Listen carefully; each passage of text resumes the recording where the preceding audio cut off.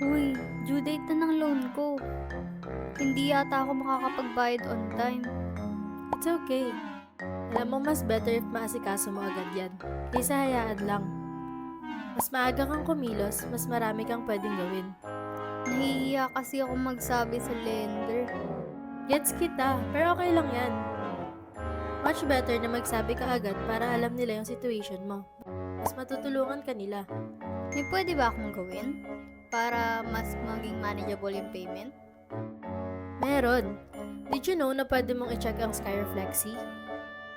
Baka mas bagay sa'yo yun kasi mas flexible yung payment options nila. Baka mas fit sa budget mo. Paano kung kulang talaga budget ko this month? Okay lang yun. I-check mo muna yung budget mo. Pwede mo naman i-adjust yung payment schedule or amount dun para mas ma-prioritize and manageable yung loan mo.